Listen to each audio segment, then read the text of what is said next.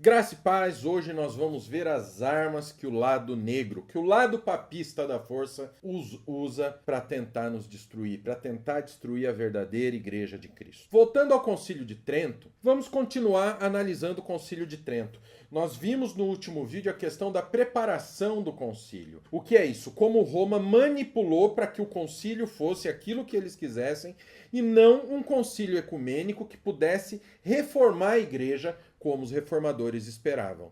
A gente viu a politicagem, a mentira, a desonestidade da igreja papista no estabelecimento do Concílio de Trento. E hoje a gente vai começar a ver onde eles atacaram, tá bom? Onde eles atacaram. Nós vamos ver na teologia onde o Concílio de Trento atacou e onde ele tentou infiltrar para tentar manter a sua posição idólatra. Então, lá no Concílio de Trento, alguns padres eram bem intencionados, tá? Não eram todos os padres que estavam lá que queriam simplesmente acabar com a reforma. Eles queriam reformas, grandes reformas na igreja, eles queriam trazer a igreja para junto da palavra de Deus novamente.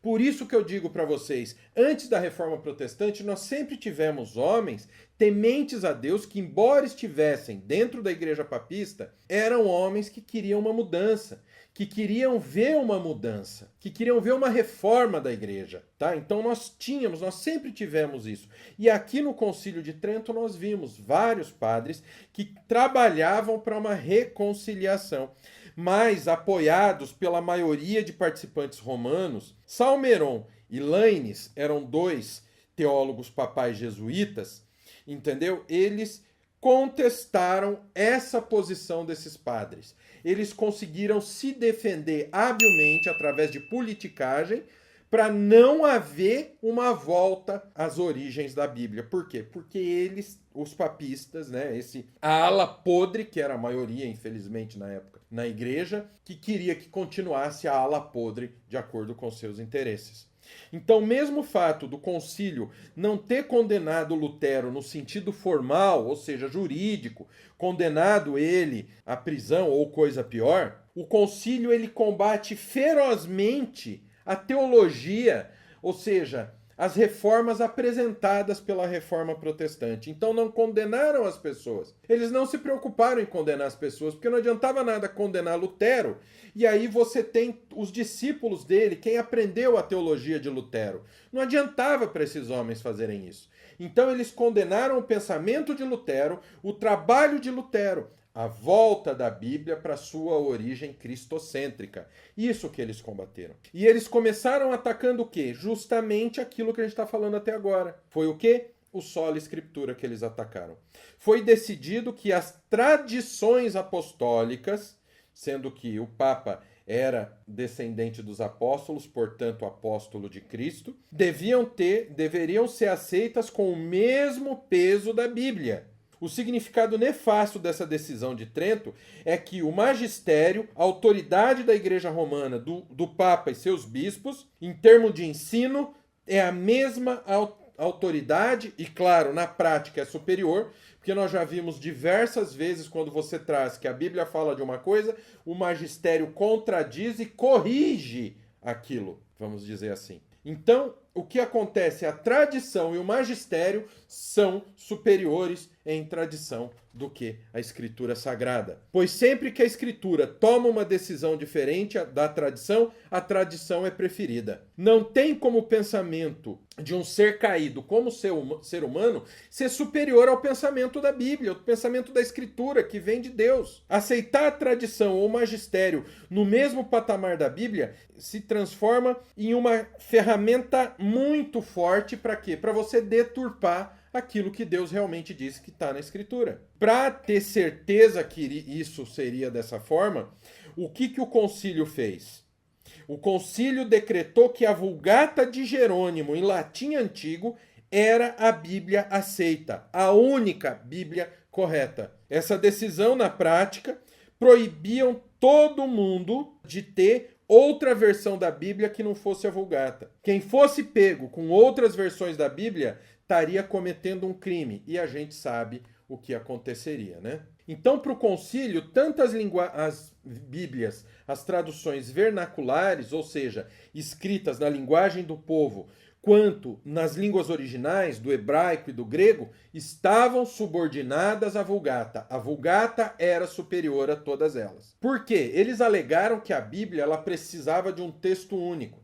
Isso na hermenêutica, né, na exegese, a gente trabalha com a Bíblia como sendo um texto completo. Por isso que nós temos uma coisa chamada contexto bíblico. Eu não posso pegar um ponto isolado da Bíblia e criar uma teologia nele.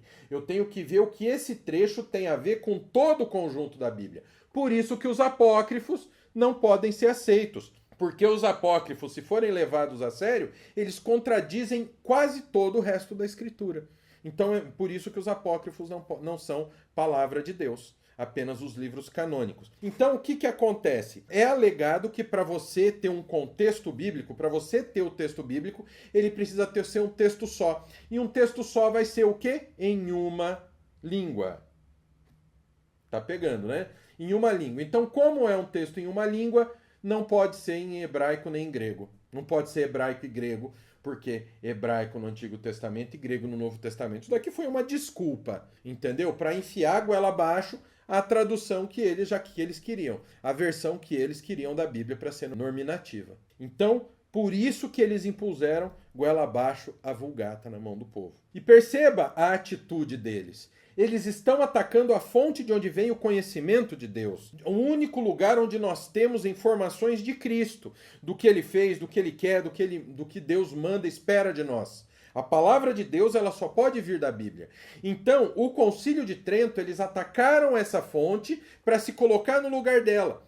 Quem faz isso hoje? Os liberais fazem exatamente isso, quando eles dizem que a Bíblia não é a palavra de Deus, que ela só traz a palavra de Deus. Então tá aí a importância que nós temos de entender que a Bíblia, ela é autoridade. Nós não podemos permitir que essa nova crítica textual, que traz esse texto eclético cheio de erro, um texto com erro, quando eles dizem que nós não temos o texto original do Novo Testamento, nós temos que mandar essas pessoas calarem a boca.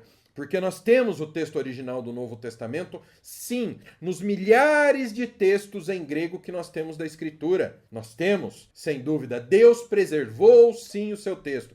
E não podemos deixar que façam traduções como a NVT nova, que praticamente é uma tradução inclusiva, onde eles estão distorcendo o texto de acordo com a carne humana, sob o pretexto do quê? Desse texto eclético. Então eu trago você para que você raciocine nisso. O Concílio de Trento atacou a Escritura lá atrás. E os liberais fazem isso até hoje. Eles atacam a Escritura. Eles falam que a Bíblia apenas contém a palavra de Deus e não é a palavra de Deus. E é esse aviso que eu trago para você. Aqui no seminário nós ensinamos uma teologia verdadeira, conservadora e temente à Escritura. Ponto. O que manda é a Bíblia.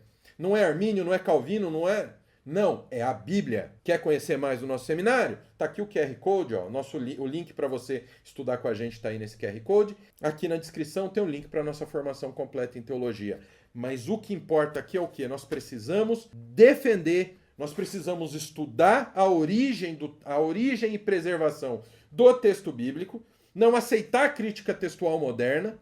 Por isso que bônus do nosso curso é um curso de crítica textual moderna, isso mesmo, onde nós mostramos para você que existe o texto original do Novo Testamento. E não só existe, como foi preservado por Deus. Então, cuide-se, não permita que coloquem em xeque a veracidade da Escritura.